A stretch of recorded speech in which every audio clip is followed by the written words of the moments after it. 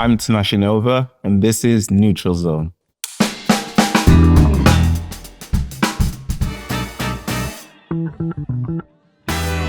Hi, Tash. Hi. Thank you so much for coming on Neutral Zone. I know you didn't have an option, really. Glad to be here. Let's dive straight in. So how much of your identity would you say is tied to being a dentist? I would probably say 40%. Whenever I can, I do like to steer away from being known as a dentist, because, when you in certain places, the conversation always turns into, oh, you're a dentist. I've got this problem with my tooth. Can you help me out? And usually that just drags on and it's told to the next person and to the next person. So I like to steer away from that. Sometimes I do pretend to be someone else. But most of the time, if you strip away the BDS, if you strip away the BS, all the titles, all the BS, you'll find that I'm just average guy who is funny, charismatic. I like to play jokes on people, and I do like to make people happy, make people smile. I think growing up, I was always that guy who, when someone was struggling in class, I'd be like, oh, let me come and help you. Let me, help you with this math or this English problem. So I think that dentistry is just like a chapter of my identity. But my true identity comes from the way I've been brought up, my upbringing, all the things that I've gone through up until this point. And some people get to see that and some people don't get to see it. And I guess that's the point of this podcast. Yeah, we get to an insight into the real Tash. I think obviously, we're pretty good friends. I think for a lot of my friends who've never met you and heard me talking about Tash, a few of them have assumed you're a blonde girl called Natasha. So we're going to have a shot. So you did your training and working since you're a teenager in the UK, but you grew up in a completely different place. Yeah. So I'm from Zimbabwe, born in Zimbabwe. I went to school there. I didn't come to England until I was 18.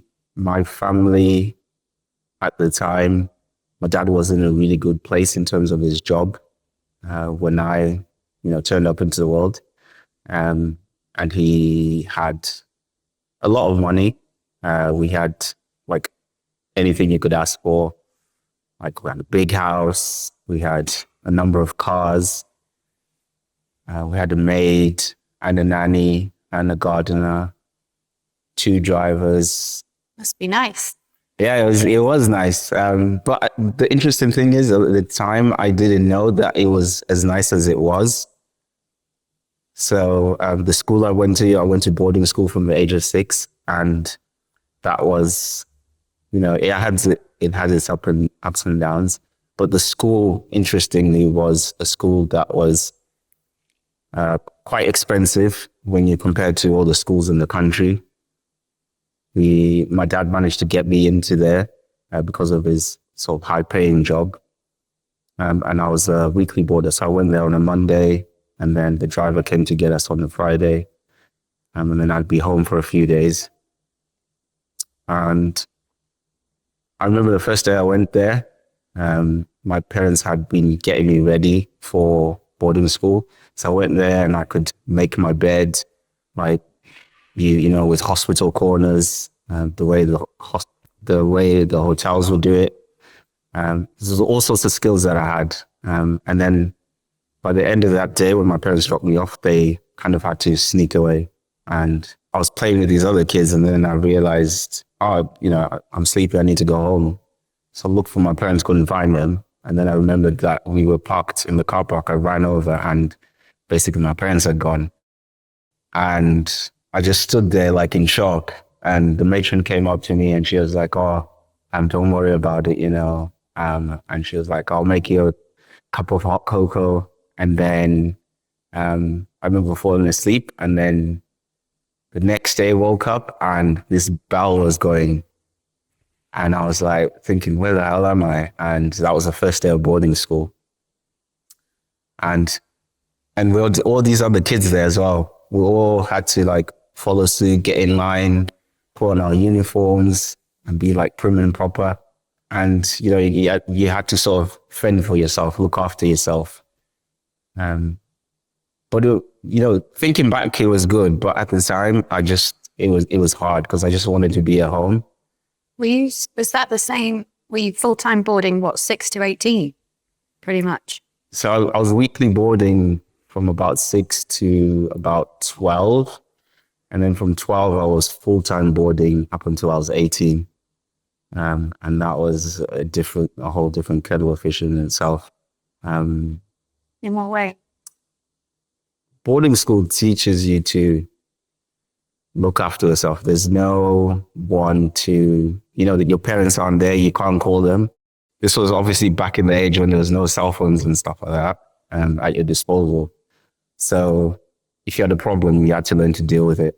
And either you could deal with it physically or you could deal with it by being strategic. And I always chose to kind of have like cunning ways of dealing with my problems.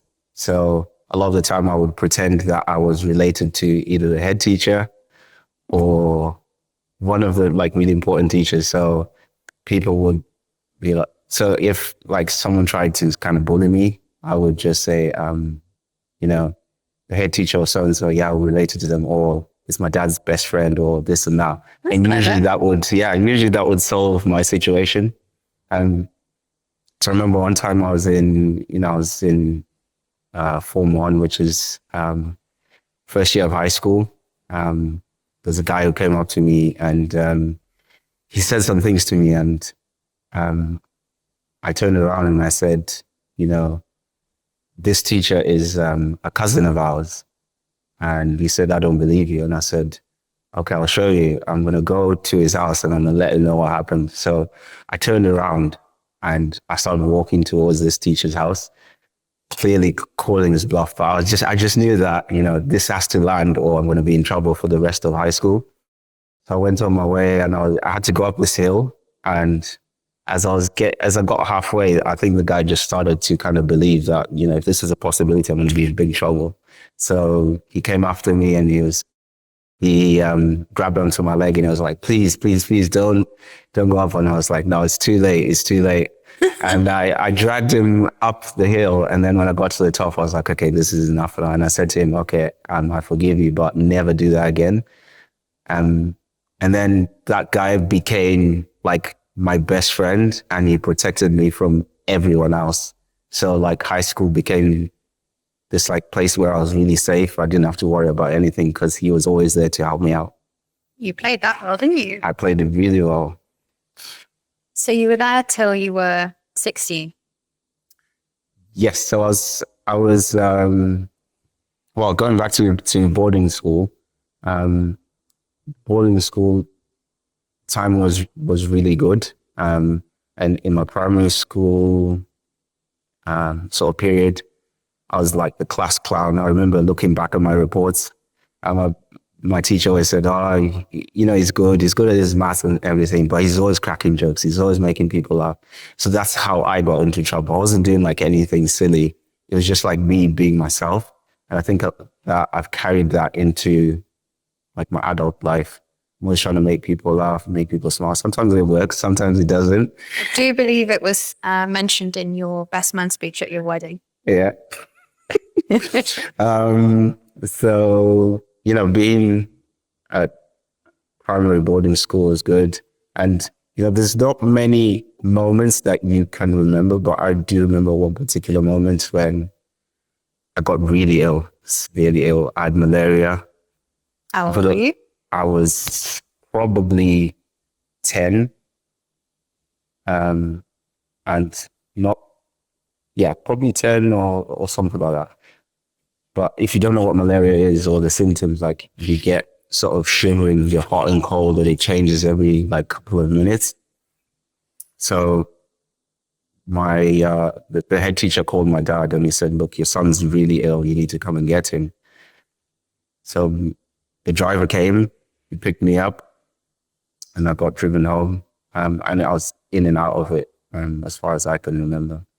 And then eventually I got better, and I had to go back to school on, I think it was a Tuesday.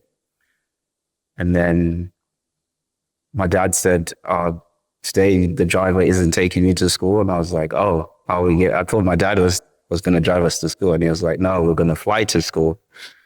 And I was like, oh, so I'd never been on a plane before. And so then we went to the airport, and we got to the airport, and we just kind of went through like a private kind of space. And then we got onto the tarmac, and it was like a private jet.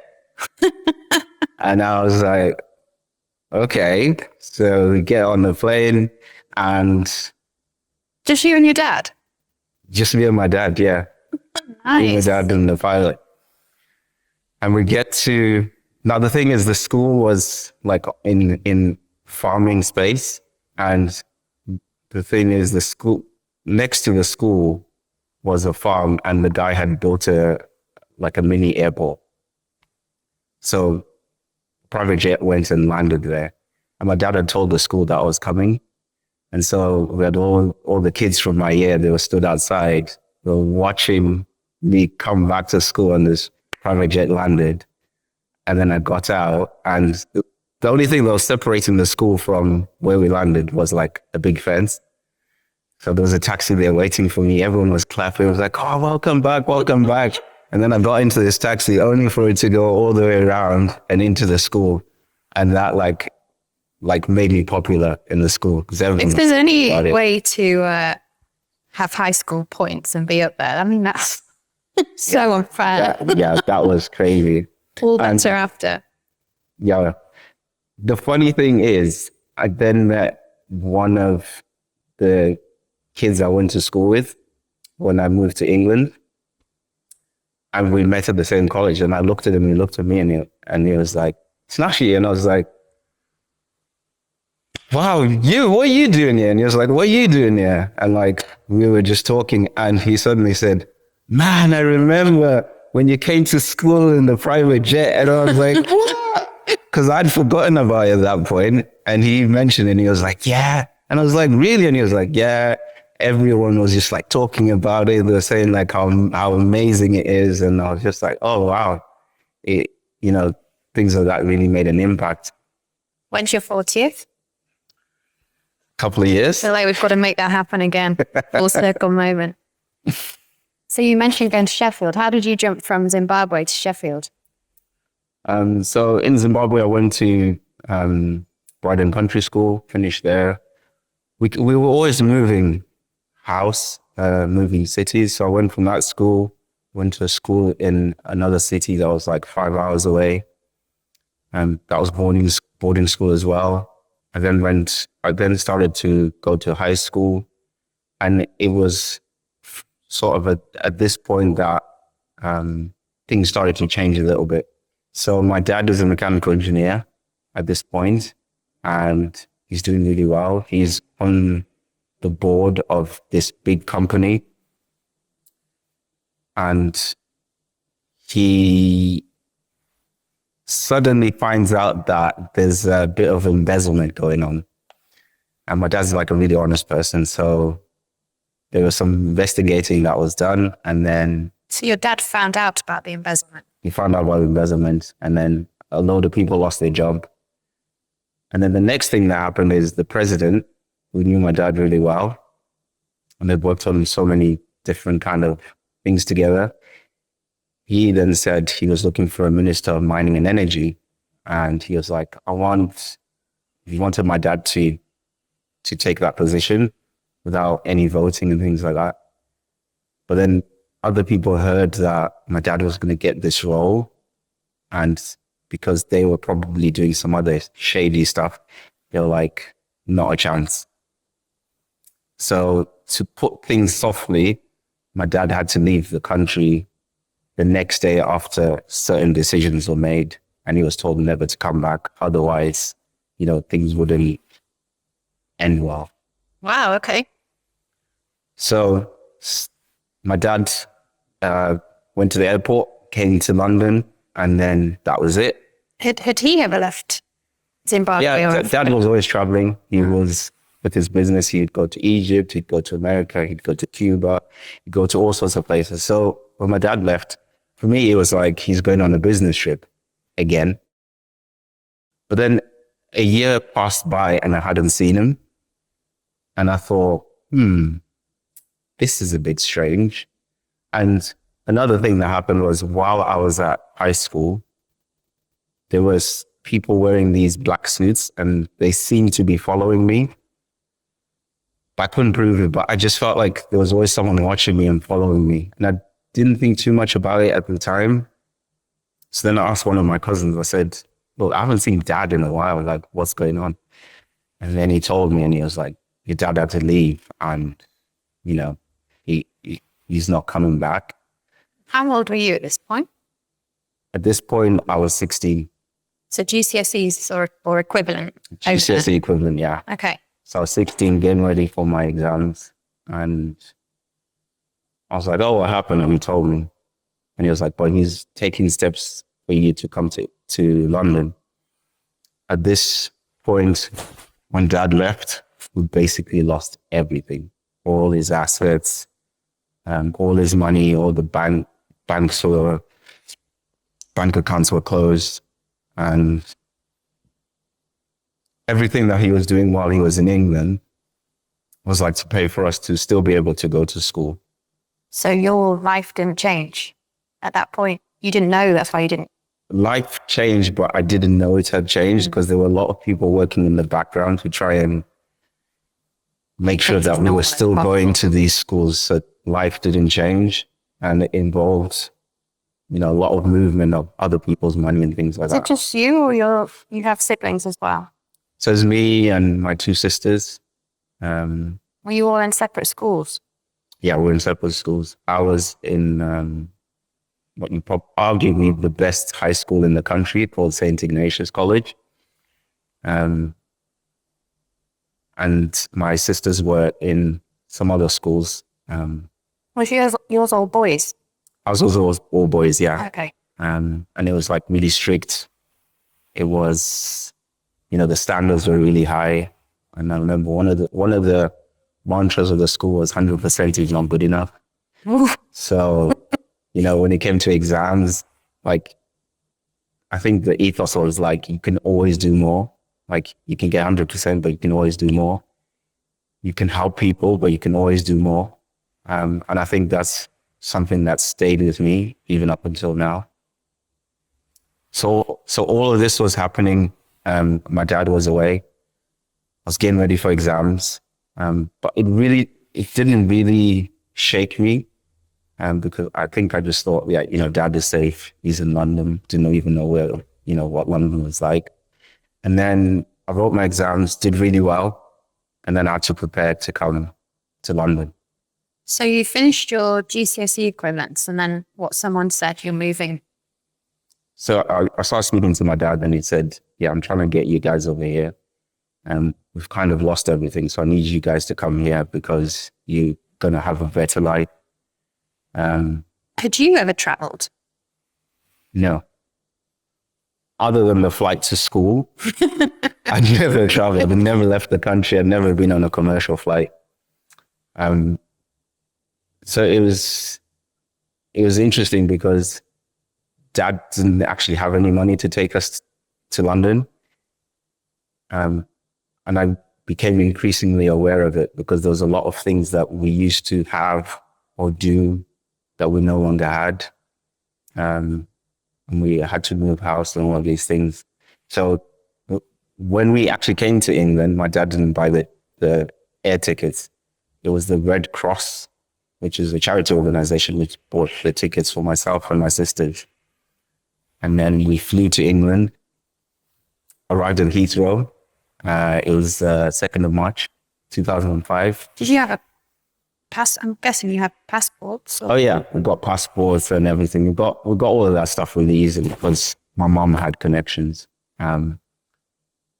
So you went from a private jet to having to flee the country essentially with the Red Cross. Yeah. And I had to leave my mom behind as well. Gosh.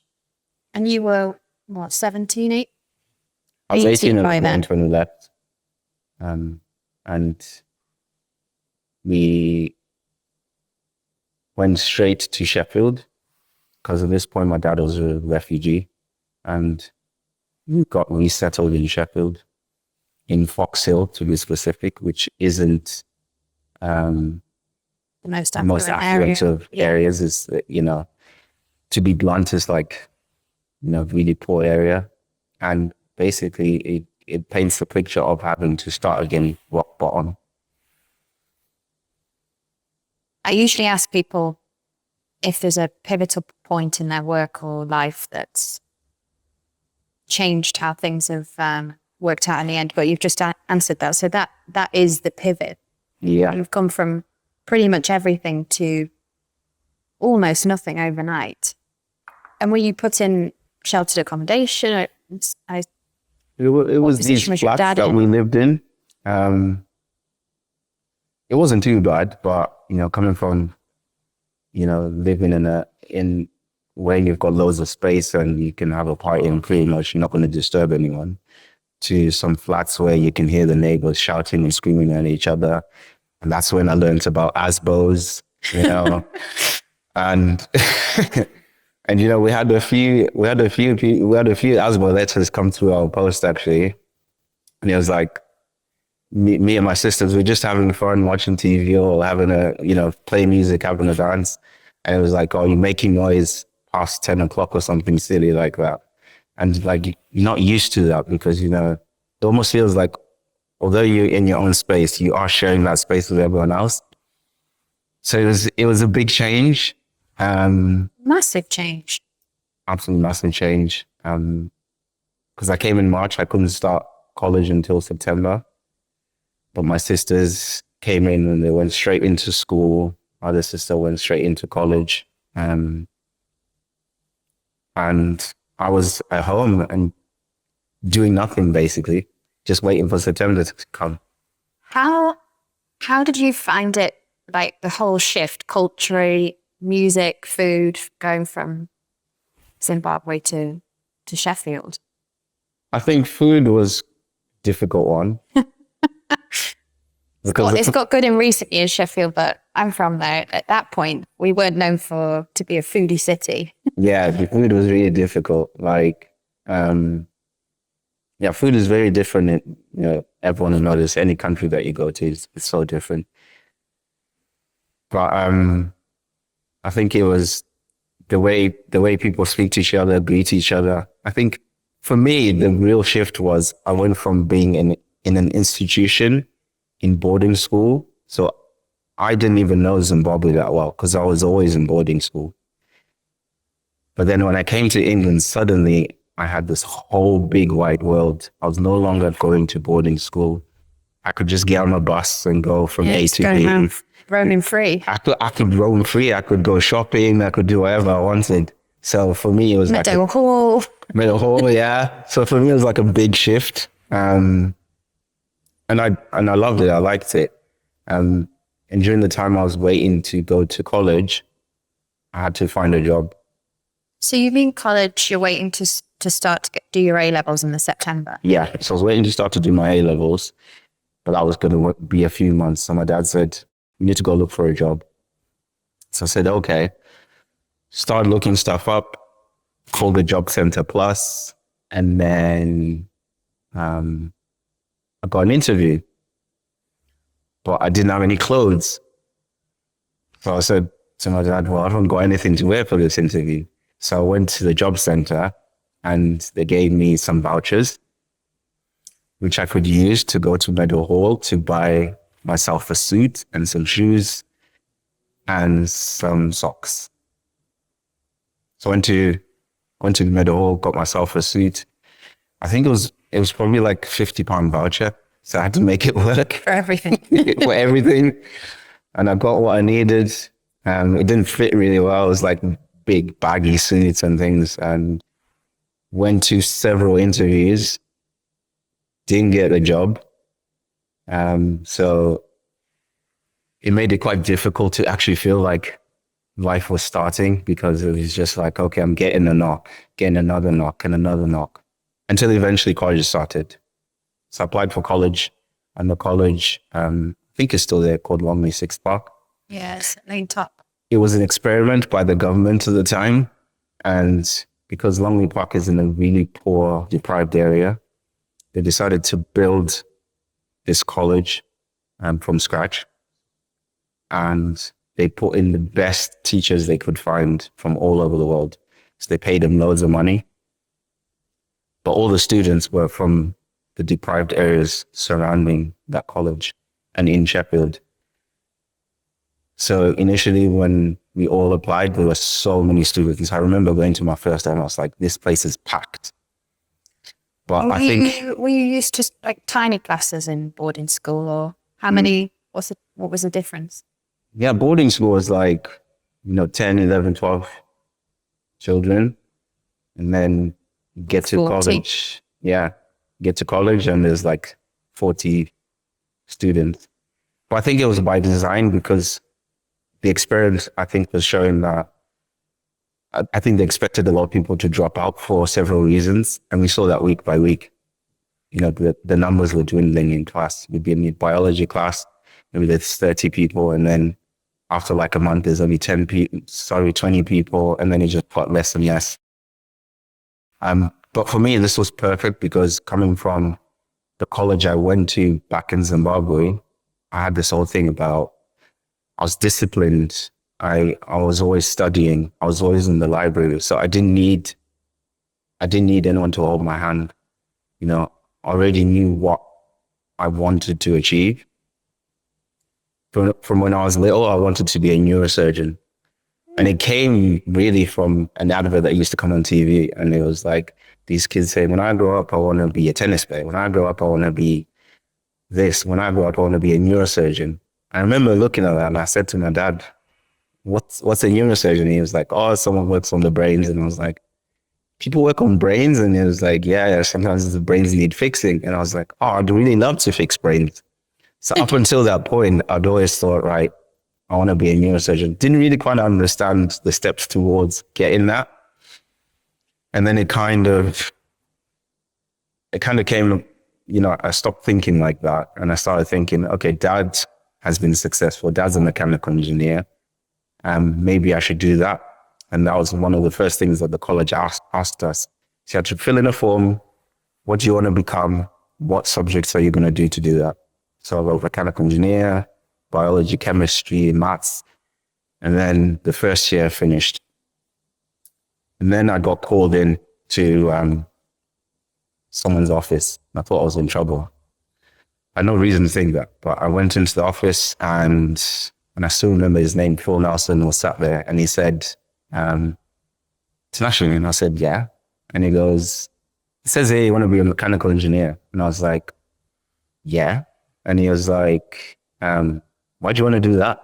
And I said, because my dad does it, so it'll make it easier for me when I go to university. And he said, I think you should aim higher. And I said, oh, so I was a little bit offended by what he said. And I said, well, what do you want me to do? And he was like, I think you should become a medic. And I said, medic, like as in a doctor? And he was like, yeah. And I said, yeah, I don't want to sit behind a desk writing prescriptions. No offense to doctors, obviously. But this is the thinking that I had at the time. And he said, okay, so what do you want to do? And I said, I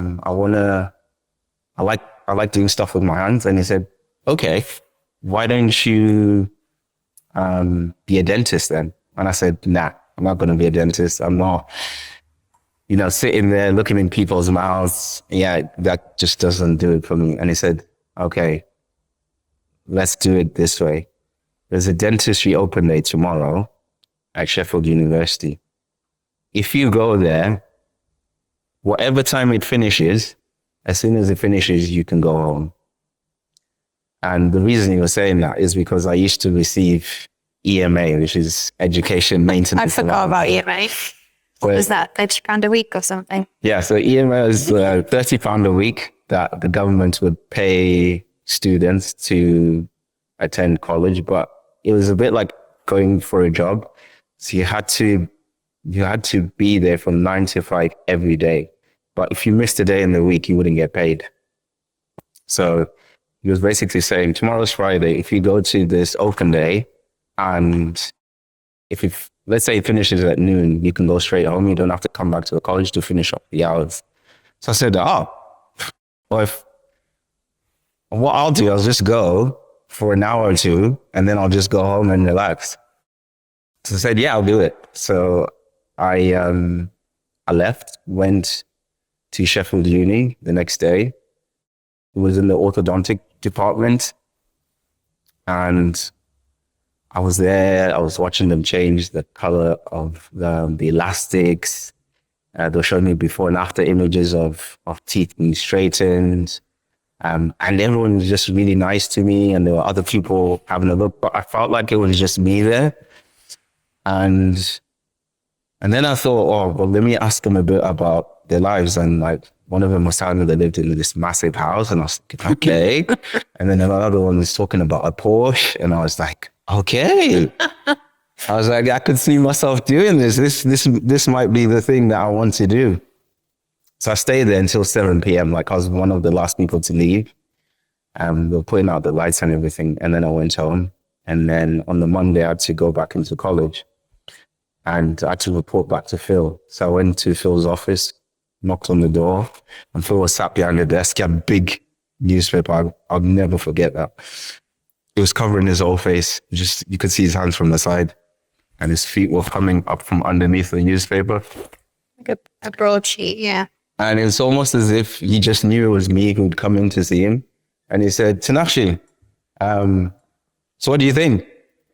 And I was like, I think we're going to apply for dentistry. And then he like scrunched up his newspaper. and was like, right, let's do it. Wow. Have you spoken to him since? I haven't, no. You need to find Mr. Nelson and tell you. I need to find Paul, because I would definitely not be sat here if it wasn't for him.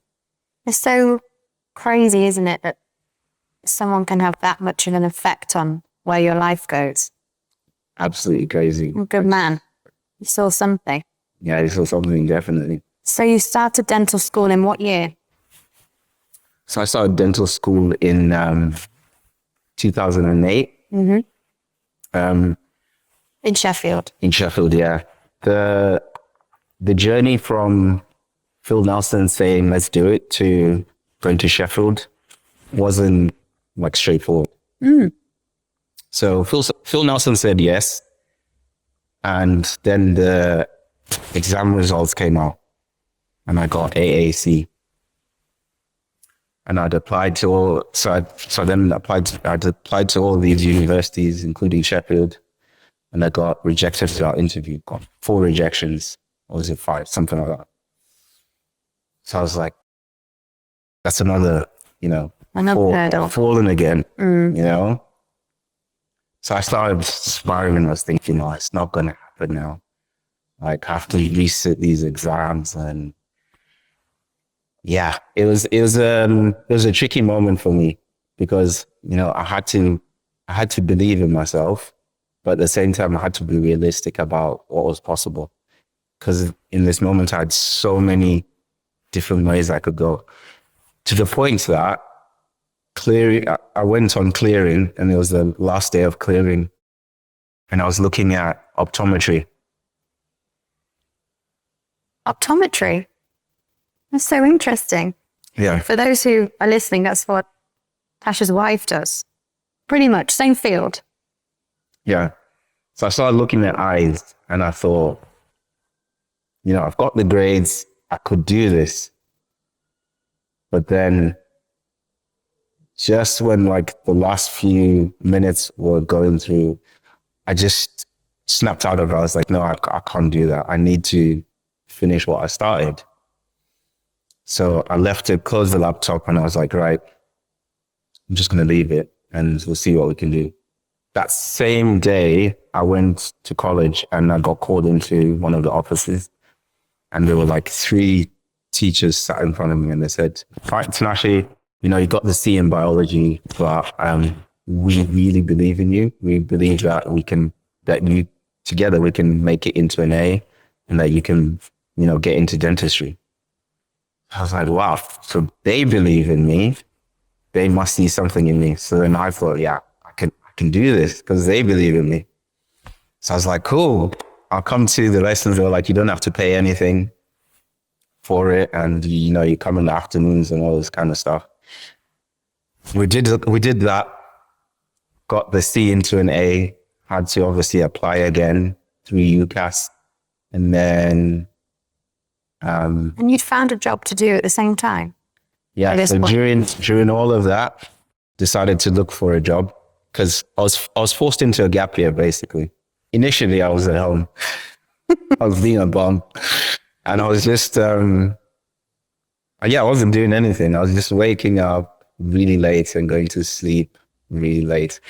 And during that time, I was living with one of my cousins. And we shared this small room. And it had one single bed. And we used to take turns on a single bed. So he used to sleep on the floor one night. I used to sleep on the bed one night. And then we kept changing and changing. He was working at, what's it called? William Hill betting shop. And I wasn't doing anything. So this went on for like... Should have given him a bed, Tash. Yeah, eventually he was like, dude, I'm working. I need to sleep on the bed. So after 2 months, he came in from work.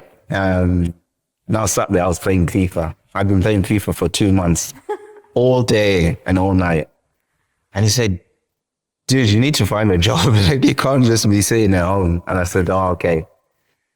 So I printed off 50 CVs. I remember because I had to go somewhere else to print them in a shop. I paid for 50 CVs and I went to Meadow Hall. And then I went to all these stores just dropping a CV. I want to leave a CV, want to leave a CV, want to leave a CV. And then by the time I'd finished, I had one CV left. And I thought, okay, couldn't think of anywhere else to leave the CV. So got on the bus. And then as the bus was getting home, there was one more like open place that I could possibly leave a CV. And it was Healy Retail Park. I know it well. And Healy Retail Park has this big Boots the Chemist. And I wasn't going to get off the bus because in my mind, like Boots was this like place where they couldn't possibly give me a job. Like, really? I was like, I don't fit the aesthetic. It's just never going to happen. But for some reason, I was like, well, I'm not going to take this CV home. I'm not taking it through the house. So I decided to get off the bus. I went to Boots and I walked through the doors and there was this lady stood there. She smiled, hi, welcome to Boots, blah, blah, blah. And I was like, oh, hi, I'm Tinashe. I just came to leave my CV. And she was like, oh, okay, yeah, leave it with me. She took the CV and then she like smiled at me and then she turned around and she walked off. And I thought, yeah, she's putting that straight into the bin. Nothing's going to happen. So I got back on the bus, went home, and then I didn't think anything of it. Monday comes and I'm fast asleep. I'm just going through my routine of wake up late, play some FIFA, and then my dad calls me out, Tashi, and I'm like, what? And he's like, oh, someone's called you. And I said, oh, no one ever calls me. Like, why? I was like, who is it? And he was like, oh, it's someone from Boots. And I was like, oh. I was like, oh. So I got out of bed, dashed to the phone, and I was like, hello. And they were like, hi, is that Tinashe? And I said, yeah. And they said, oh, and you dropped in your CV, would like to offer you an interview. And I was like, oh, thank you. Yeah, thank you so much. So I went for the interview. It was really interesting. Them talking about, Boots and all of this stuff. And they gave me a trolley and they said, here's a list of things. You need to find these things in 1 minute. So I went around finding these things. Like a trolley dash? A trolley dash, yeah. That's amazing. I went around, got all these things in like 45 seconds. And they said, oh, this is really good. And then I'm sat there thinking, oh, I've got this job. Like, this is easy. And then, as all companies say, oh, we've got other candidates coming in. So, we'll let you know next week. And another 4, I'm thinking, oh gosh, definitely not getting this job. There's like 10 other people. there's no point in them picking me. Surely they're not going to pick me. So then I went home and I thought, and my dad was like, how did they all go? I said, oh, they didn't offer me the job. They said there's other people. So I don't think it's going to happen. So that week went by, I didn't hear anything. And I thought, probably never going to hear from them. Monday comes, dad shouts to me again early in the morning. It's actually phones for you. And I'm thinking, who is it? And then he's like, it's Boots. And I was like, oh. So I'm thinking, oh, they're probably going to tell me, sorry, you weren't chosen. So I pick up the phone, like, oh, hi, is that Tinashe? I was like, yeah. And they're like, oh, you thought you did really well at your interview. We'd like to offer you the job. And I went crazy. My dad was just looking at me like, what's going on? I was like, oh, they're giving me the job. They're giving me the job. And he was like, oh, congrats. And then he just turned around and went back on his computer. So then I started working at Boots. And that continued up until I went to uni, 2008. And then... You worked through uni? I worked through uni, yeah. I worked through uni, started off on the tills in Boots. Then I became a healthcare assistant. And then after finishing that, then I became a Boots manager, bossing people around. There's a spill on aisle 5. You need to go and sort it out, Hannah. Stuff like that. Power went to your head, did it? Yeah, power went to my head. Power's always gone to my head. So 2008 is when we all met you at Sheffield Dental School. So imagine if you had got the A the year before. Yeah. How different uni would have been. We'd have never... Yeah, we did. The same group would never have formed. Yeah, same group would never have formed. I don't even know where I'd be right now. It's interesting. Yeah, I mean, I'm thinking maybe being the year above, but... Yeah. No disrespect to the year above. I'm already thinking of so many nice ones I can think of, but I just can't imagine. I couldn't even imagine myself in that year. Because I remember a bit later on, after we'd started and, established myself, I've got my friends thinking I could have ended up in the year above, but I just can't see anyone I could have got on with. When we met Tash, he was, I think you were a day or two late or something. Well, that's how I remember it in my head, or meeting you a bit later than the rest. But you were like sloped over this lecture theatre bench, like all cool. You had this, half your scalp was shaved into a star, and these massive earrings, like brighter than the sun. Yeah, back then I had a very different aesthetic. I think everything I did was like kind of really based on America, because in Zimbabwe it's all like a bit more international. Yeah, it's more international. It's more based on America and, hip hop and 50 Cent and all that kind of stuff. You're exactly who I went to school with. So I was like, oh, this guy seems cool. It's like, who I've grown up with. Yeah. So I showed up obviously on day one, and I had the barber etch a shooting star on my scalp here, which I thought was really cool. Was that deliberate for Freshers Week? It was deliberate, yes. I love that. So I had this huge star here, which was done pretty neatly. It wasn't like some rubbish. And I had some earrings back then. And then I just looked like I dropped in from New York, basically. I think I'm laughing. I'm not laughing badly. I think you just had, for want of better word, you just like swag personified. I'm like, oh, you want to hang around with this guy. How did you find dental school? Dental school was interesting because I think, it was totally different to having to study 1 year at boarding school. You're trying to use everything you know from the past in order to help you get to the things in your present and the future. So when I was at school, I was used to doing well, being top of the class. And it's something that I wanted to continue at university because, everyone in dentistry, they're all bright heads. Everyone's like really clever. It's like so difficult to get to that point. But even amongst all those peers, you want to be the best. So you're always trying to find where you fit in. Every point in my life, I've had to find where I fit in. You have to make new friends, and you have to see which friends are worth having as friends and which people are just kind of your colleagues. Why did you pick 99 then? Um, Tash used to live at their house number was 99, and forever now they're known as the 99 Boys. 99 Boys, yeah. So I don't know. I think sometimes you just kind of feel a vibe when you meet people. And the first person from the 99 Boys that I met, that I vibed with, was Joseph. Shout out Dr. Nakanza. Yeah, shout the out younger one. Nakanza. And I actually met Dr. Nakanza maybe like a year before when we were going for the interviews. Really?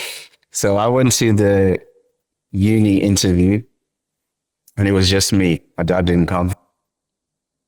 I just turned up. It was just me in this suit. Managed to borrow my dad's suit because I could fit in the one that he gave me, and I bulked up a little bit.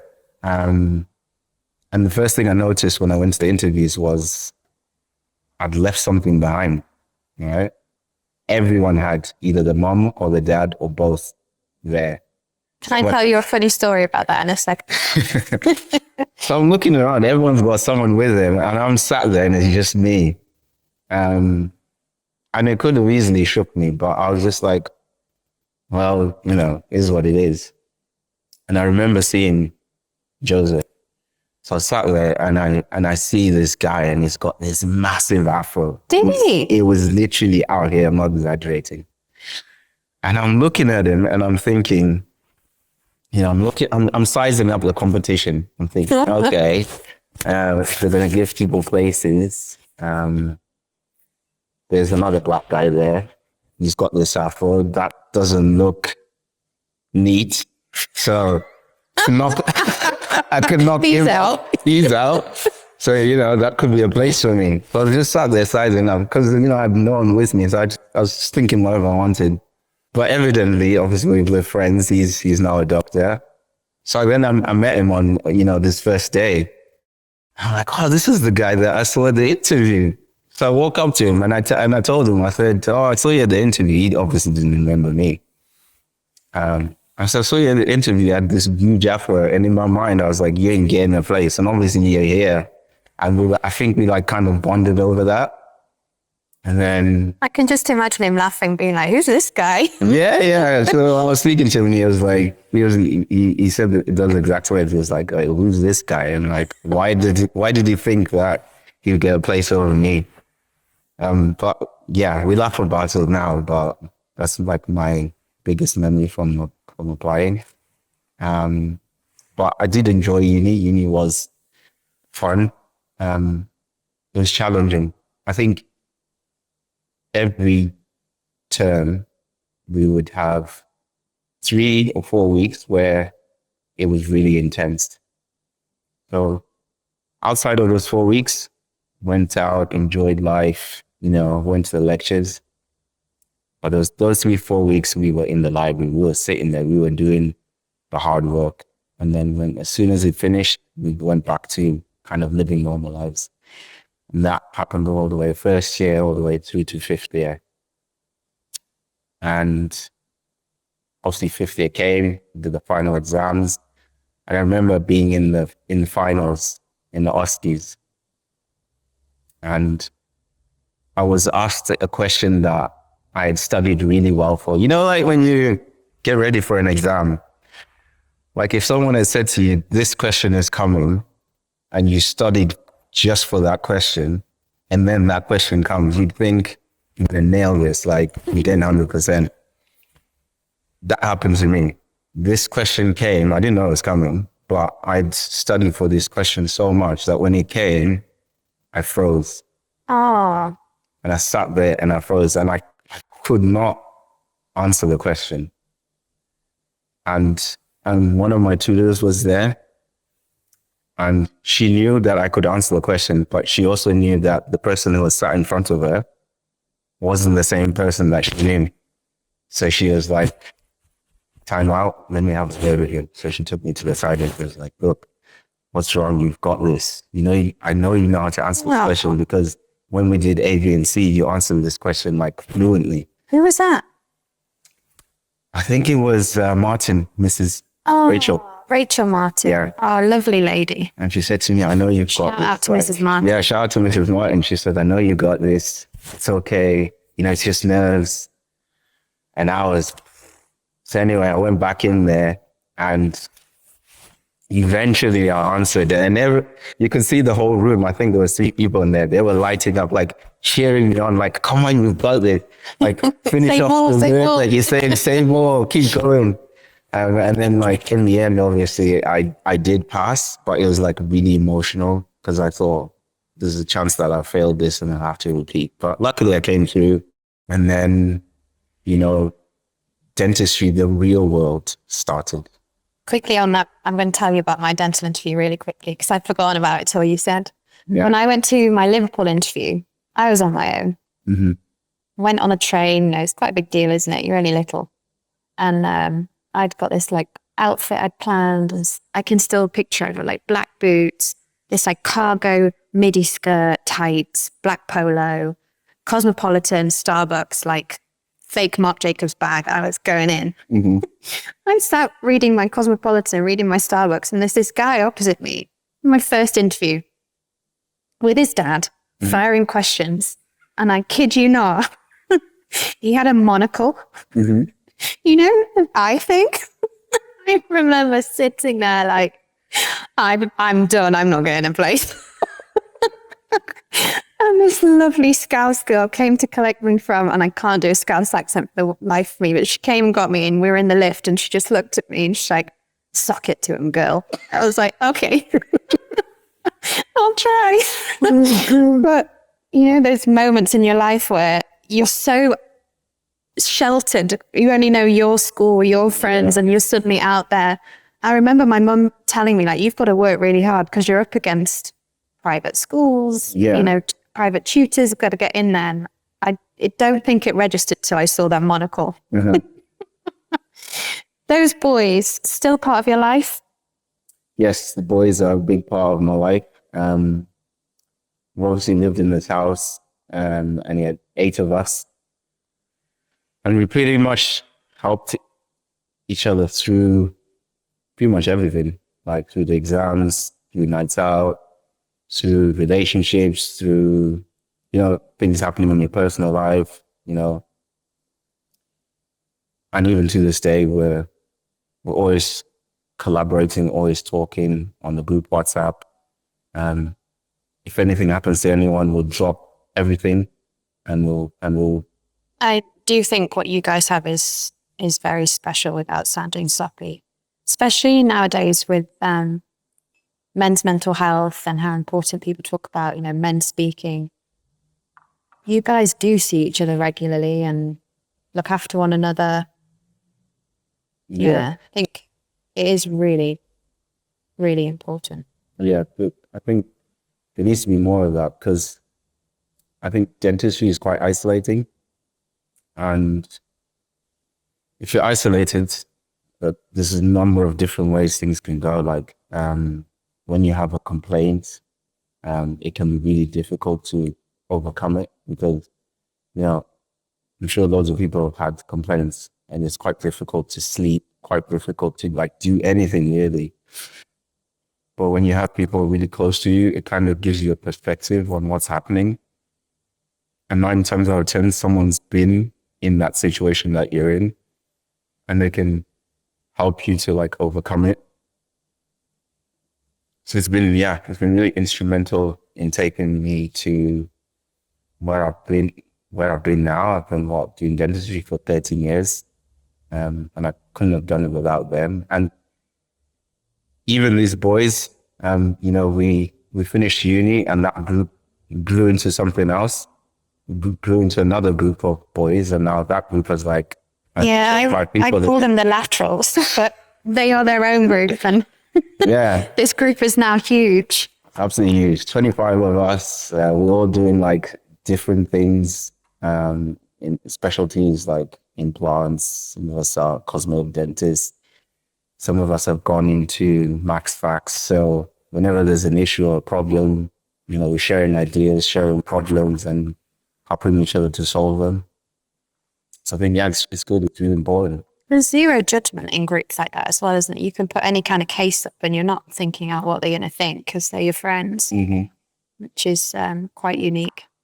It's that collaboration. Yeah. Have you had any specific mentors? I know you mentioned Phil in sixth form, Rachel Martin in finals. Any specific mentors or people that have kind of helped along the way, apart from friends?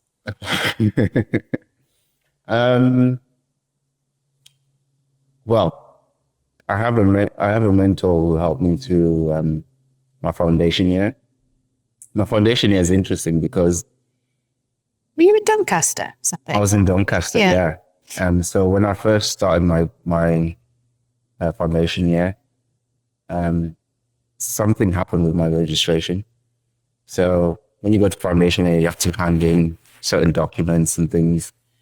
It's a really weird system, actually. You get your degree and then you have to go and ask for permission to work. Yeah. Even though you've got your VT place. It's very odd. Yeah. So I handed in these documents and I think we had to post them. And we started working whilst they were still processing these things. And then it got to a point where there was a cutoff where if certain documents hadn't been handed in, then you couldn't work.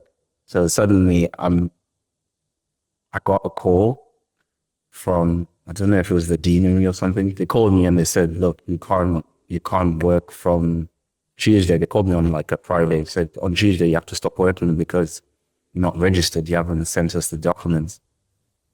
And I'd sent them a few months before, but I couldn't remember for the life of me if I'd actually sent them. So it was like a bit of a blur. So me being honest, I went to my trainer and I said, yeah, I have to stop working on Tuesday and I'm really sorry, but I thought I'd handed them in and I didn't get the support that I thought I should get. Instead, all I got was, I can't believe you did that. This is really bad. You need to sort it out. This, that, and the other. So then I scrambled to try and get my references and get these documents again. And then Monday night came and I was thinking, oh, this isn't going to happen. I'd sent emails through the weekend and luckily people had started replying to me. And then Monday night came and I got a call from the deanery and they were like, hi, there was a problem with the post. The post was delivered to the wrong room, so no one could find it. But we've actually got your documents so you can continue working from tomorrow because it's all been sorted. So I put the phone down. Then they called my trainer and they said the same thing to my trainer. So I was in the changing room thinking, oh, thank goodness for that. And then the trainer opened the door and then they said, oh, Tinashe, I've sorted out that situation. So it's all good.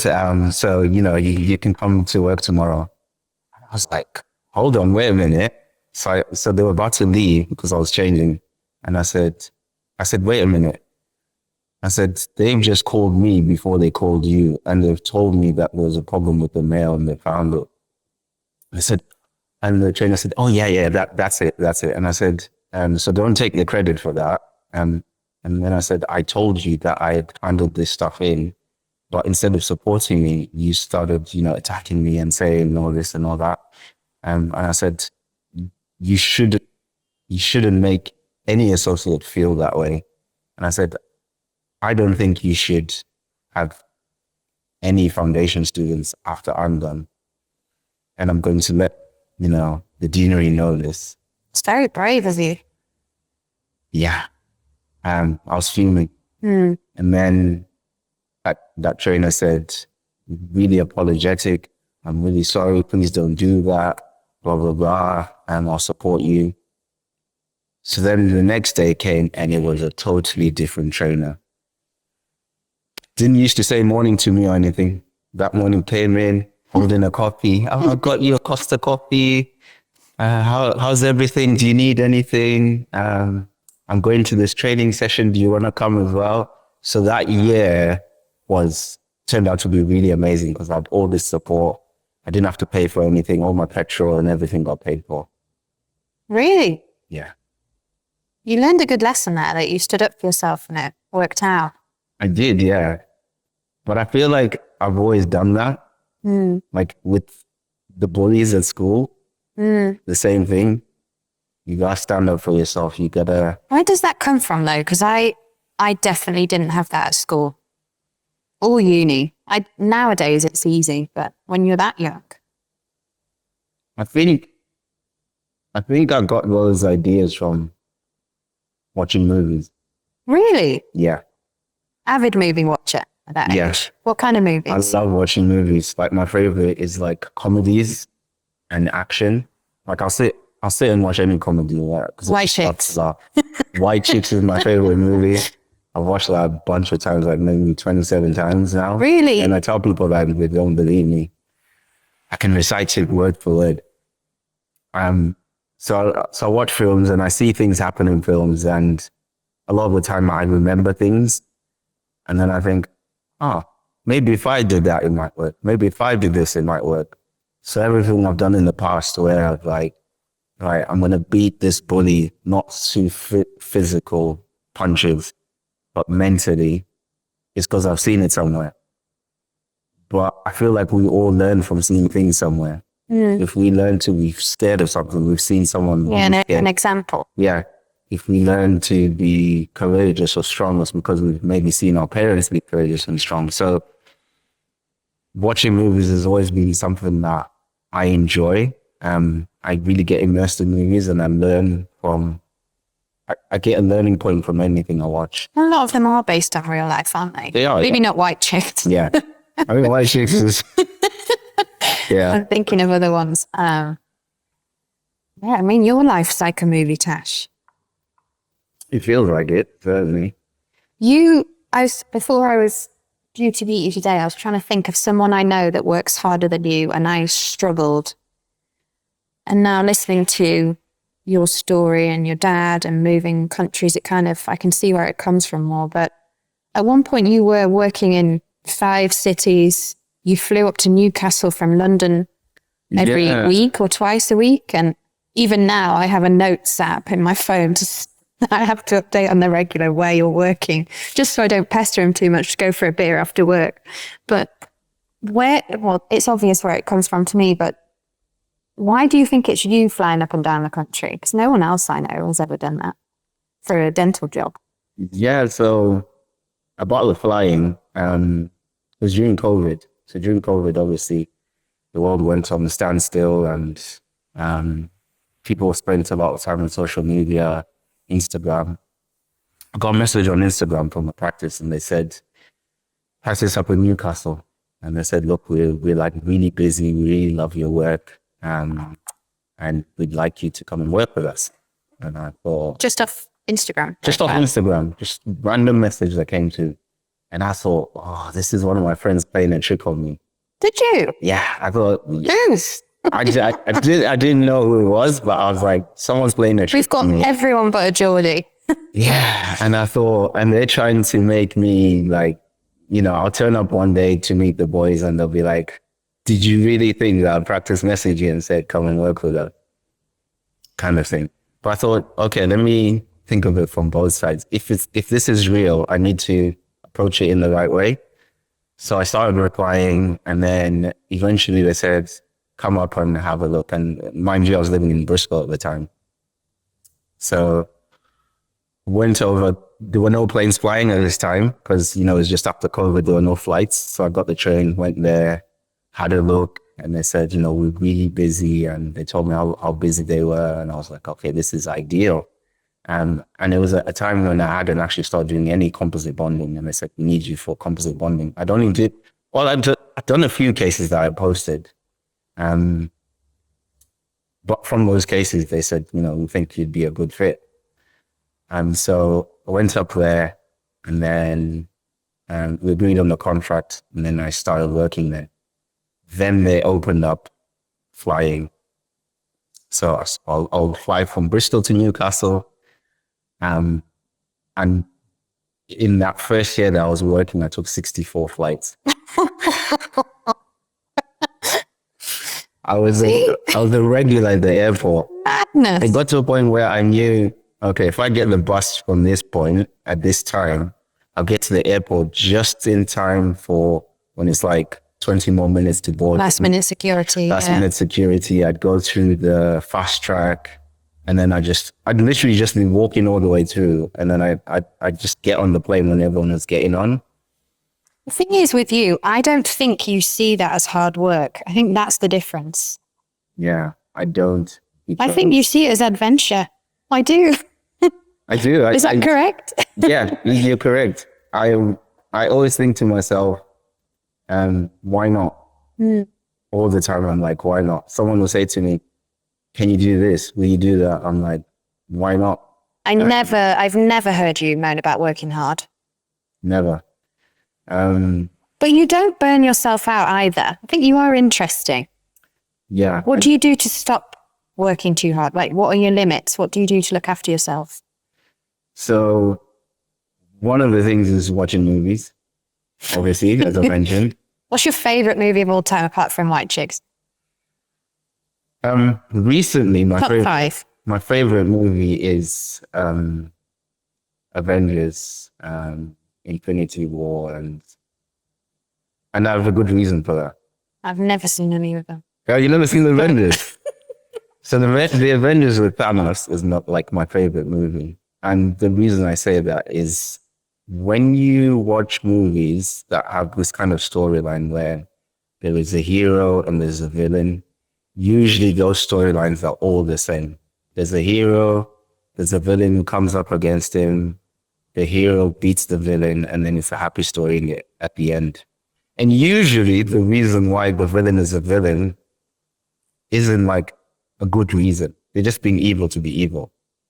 So like when you look at it, in your mind, you feel like this is a bad person. So, you know, the hero has to win and you're happy with that.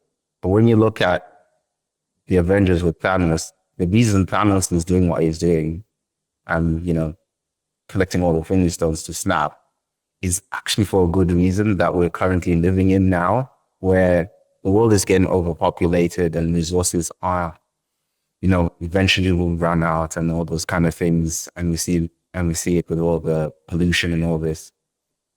And his reason for wanting to go on this quest is because in the planet that he was on, that planet ended up dying off because it ran out of resources and everyone died. And his whole thing was, if we had wiped the universe, well, if we had wiped the planet of half of the people, then the resources would have been still available. And so it's like the planet where he came from, a place of fear. Yeah, a place of fear and a place of like make things continue. That's interesting because I look at it, I can see it from his point of view that if we want to fix the world, you could like snap everyone away. People won't really feel any pain because they just kind of disappear. And that kind of solves a lot of the problems that we have. So it's different. That movie is different in that sense. So it's got you thinking. It gets you thinking from the point of view of the villain. And you kind of see the villain as a good guy in a sense. Any other ones apart from Avengers? Yeah, there's like of all time. Oh God. There's a lot of movies like I don't know, a lot of movies that are based on actual real life, how people lived, like, you know, ones that depict Nelson Mandela and, you know, it's difficult. I've seen so many movies that there's no standout favorites. I can only think of White Chicks and the Marvel movies. What's your favorite quote from White Chicks? Go on. We've already gone over, so this is going to be a part 2. It's the, oh my gosh, you want to talk about mothers? It's mother time. And then, yeah, it just continues like that. There's a bunch of lines in there. There's a lot of quotes. Yeah. Apart from movies, what other passions do you have outside of dentistry? So I'm a very creative person. So I like to write poetry. Do you? Yeah. In my spare time, I'll write poetry. I also, in my spare time, write children's books. I have a book that I've written. It's called The Mischievous Max. And Is that the one that's available on Amazon? I'm not saying that to plug it. I'm sure I've heard you say that now. it might be. Mischievous Max. Mischievous Max, yeah. Mischievous Max. And it's basically about a boy called Max, who is totally made up. I don't know anyone called Max or Maxwell. And it's 10 different adventures that he goes on. One of the adventures is called Sweet Smuggler. And I wrote Mischievous Max when I was in Australia. So I went to Australia in 2015. After VT. And that's after VT, after my foundation training. And while I was there, I thought, I'm going to write this book because I think I was in my creative era during the time. And Sweet Smuggler, I wrote because there was the whole thing about Jamie Oliver and sugar. Mm. And in the Sweet Smuggler, Max has his best friend called Gavin. And at school, suddenly the canteen or the sweets, they no longer sell sweets because of this whole Jamie Oliver thing. So the sweets get locked up so that no one has access to them. And even when you buy them, there's only so many that you can buy because it's all about reducing sugar consumption. So then Max and Gavin decide they're going to take the sweets for themselves. They're going to steal them and smuggle them. So they hash out this plan. They put together all sorts of equipment, like, you create your helmet and you put a torch on it with elastic bands and all that kind of stuff. And ropes and all this thing. And then they have to get into the canteen past the school security guards. And then eventually they get the sweets, but it's quite difficult to smuggle them out because then you've got the school's security dog coming after them. And there's all sorts of happening, all the chaos that happens up until they eventually get the sweets into their dormitory. I might have to download it. Yeah, it's quite a good story. It's quite creative. Poetry. Sorry? Poetry about anything in particular, or Some of the poems are to do with myself and things I've gone through. So they're not sad poems. do you read other people's poems, like famous poets, or is it more No, you do I it to can't get stand reading other people's poems. because it means nothing to you? It means nothing to me, yeah. So I do it for myself, and I don't know how I got into the habit. I just started doing it, and I just kept on doing it. I think it was because we used to do poetry in when we were studying English literature. I've never known that about you, but I do that. And I don't read other people's poems either, but I don't know. I think if you're trying to make something rhyme in my head and you're trying to get something down on paper, it's much more fun to do it as like something that's rhyming or something that follows a pattern to get it out of your mind than just writing paragraphs to me. Yeah. It's more enjoyable. And then you sometimes shock yourself and think, oh, I didn't know I was feeling that way. Yeah, I didn't know. But it rhymes. Yeah. So I got that poetry, got the books. I love Lego sets, so started collecting them. I think I've got over 300 Lego sets. Have you? Yeah. Never known that about They're you. all boxed up, all in a warehouse. Ready? Yeah. For when the children are older? No, them for when together, I'm going or? to sell them one day. Oh, okay. Yeah. So like rare pieces. Very rare pieces. They don't even make these anymore. And so I collect loads of Lego sets. Some of them I have with me, just waiting to open them because they're my favorites, but I haven't quite been pushed to open them yet. Anything else? I love flying. Love traveling.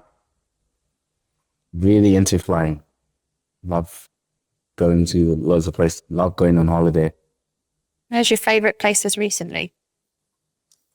My favorite place that I usually go is Croatia.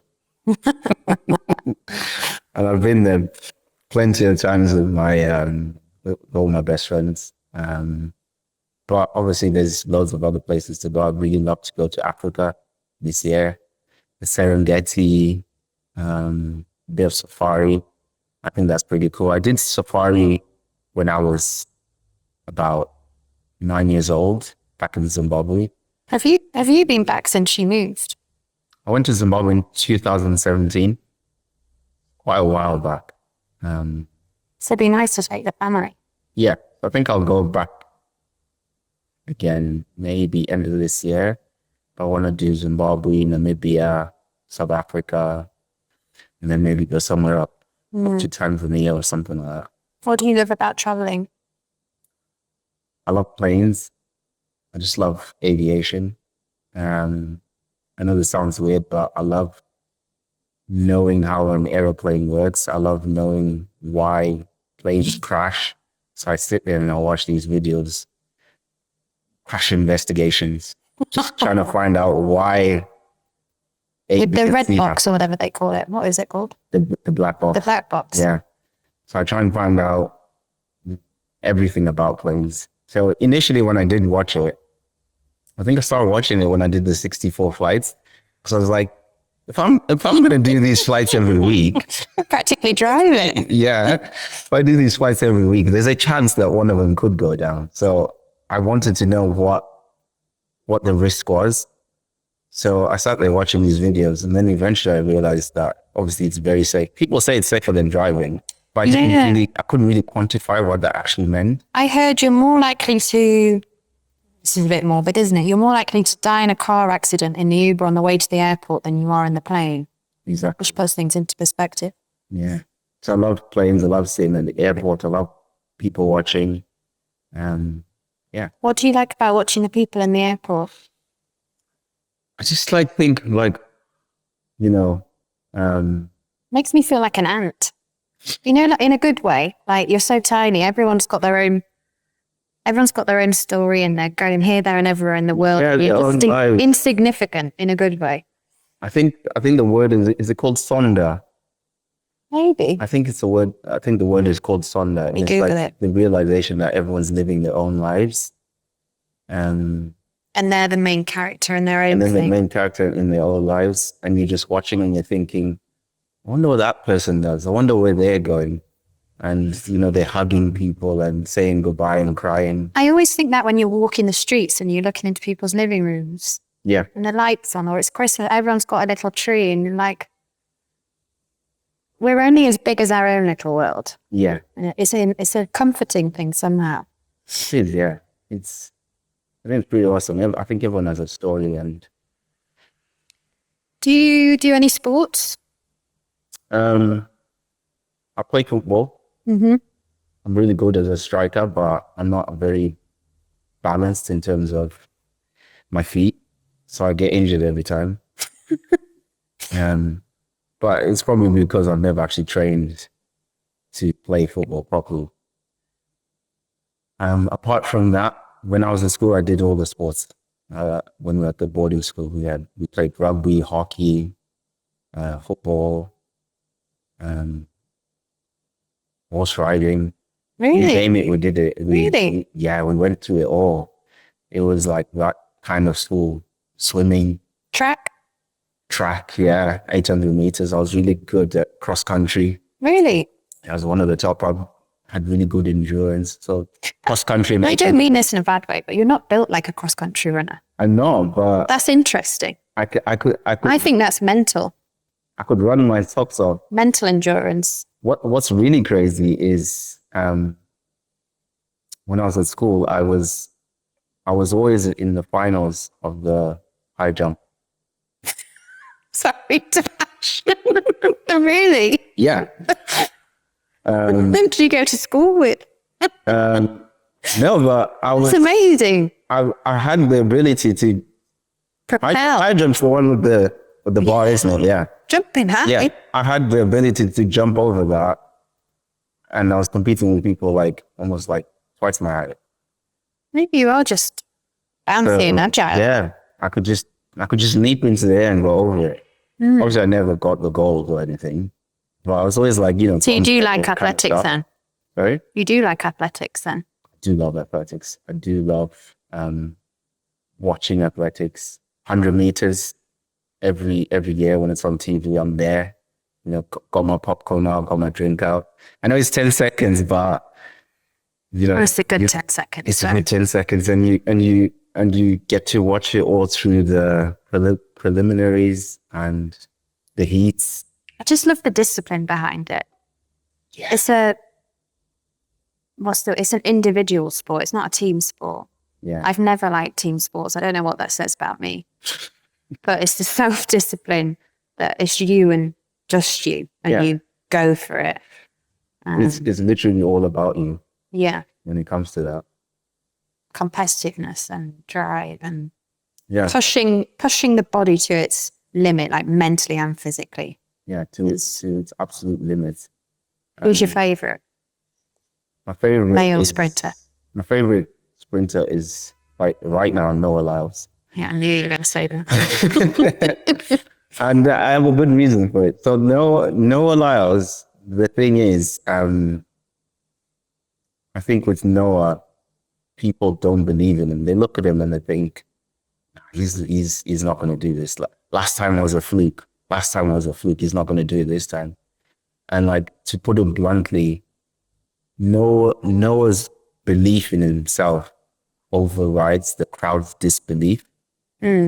So every time he will say something, he'll say the most outrageous. He will say, I'm going to win. He's an entertainer. Yeah, he's an entertainer. He's a showman. He says, I'm going to do this, I'm going to do that. And he goes and he does it. And I think that says a lot about a person. When you say you're going to do something, you should really go and do it. And I think probably that's the kind of... That's got to be part of his game plan, though, as well, that he's telling himself he's doing it. You know, like visualization. You see his post months before, and he's like, I am winning that. Yeah. It's already won. Yeah. It's just, he's not daft. It's psychology. It's psychology, and yeah, it's definitely cocky as well. But I quite like it. Yeah, I love it when he's like, if you can back it in sport, I'm all for being a bit cocky. Just winding people up a little bit. Yeah, just a little bit. Just turn the screws a little bit, see what happens. I do really love that. I love the start line when the camera goes to each face individually and you're waiting for the reaction. Yeah. And the ones that don't do anything, you're like, oh, just give us something. Give us something, yeah. You're going to be at the back. And he loves anime, so Does he? Yeah, he loves anime, so he's always doing something anime based. Like, I don't watch much anime, but when you see it, it kind of gives you an idea of the kind of mental state that he's in, and like, it makes you, watching him makes me believe in myself, makes me believe that whatever I'm trying to pursue, I can do it. But at times, I'm the only one who believes I can do it, and other people can't see it for me. Doesn't matter. It's the only thing that matters if you believe it. Best thing to invest in. Yeah. Going a little bit sideways, almost at the end now. It's definitely 2 parts. I'm going to have to make this. Since becoming a dad, now you've got 2 little ones. How do you think that's changed you as a clinician and a person, but as a clinician? I think for everyone, initially you do start living life for yourself. You put yourself first. Everything's just about you. And then once you have a child, 2 children, more children, people who are dependent on you, it's another pivot. So it's all about, how can I make their lives better? What can I do now that I wish had been done for me in the past? Obviously, in the past, there were opportunities that were present for me when I was born. And some of those opportunities then disappeared. And, life did change. So in the same way that my dad was building things, for me, I'm doing the same thing for my children, so that they can have all the things I didn't have. So you're no longer living for yourself, you're living for someone else. And it's a joy. Like, I enjoy it. The decisions that I make about, do I go out anymore? How much time do I spend away from home? And everything is just like kind of centered around them, but I wouldn't change it for the world. Mm-hmm. I think it's great. I think we can see the difference, right? It's nice. It's a softness that happens when the guys have the kids. Yeah. When you were talking just then, I wanted to ask you, and it's a tricky question. Knowing, I mean, you won't, hindsight's a funny thing, isn't it? But going from everything to nothing and then having to work again hard to get back up to where you are today, do you think you'd be different? Has it changed you as a person? It must have. But then do you think your life trajectory would have been much different if that hadn't have happened? Where do you think you'd be? So when I look at all the pivoting points in my life, I think the most intriguing pivotal point was when my dad lost everything and I had to come to England. So like growing up, my whole thing, my whole belief, my whole motivation was I knew I was going to pass my exams and all that kind of stuff. Like that was a given for me because no one could stop me in that sense. But my whole thing was I was going to get a scholarship and then I was going to be in America. And then things were going to happen for me in America. A sports scholarship or an academic Not one? a sports scholarship, but an academic scholarship. Going over for the high jump. Nah, I don't think I could have ever done it for the sports, but an academic scholarship. Because when I was at St. Ignatius, there were a lot of scholarships that You're choosing the name, isn't it? Where you've come from. A lot of scholarships were provided by certain universities from America.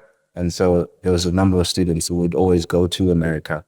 And for me, like without a doubt, that was my trajectory. I was supposed to end up in America, and I probably would have been a medic, and I probably may have gone on to become a neurosurgeon. Do you know which states they went to, or cities, or unis? No idea. No idea. But, just add it to your list and go and travel it anyway. but yeah. When you can. Going back to when we started, or when you got planted in Sheffield out of nowhere before all of that, what advice would you give to someone in that position or one's just starting out at dental school, knowing what you do now? I would probably say that when you go through this whole journey, it's not always going to be, it's not all going to be roses. Like you're going to have ups and downs. You'll have ups and downs that have to do with your personal life, ups and downs that have to do with the actual dentistry itself, ups and downs with maybe finances. There's all sorts of things that will try to knock you down. But the important thing is that you get back up and you carry on. And you need people that will help you along the way. You can't do stuff on your own. So you always need supportive environment, supportive friends, and that will take you to anything. I think that's the take home, yeah. It's a good message. Don't be scared to look for other people. You can't do it alone. Yeah, can't do it alone. Okay, thank you, Tash. I'll leave it there. Thank you.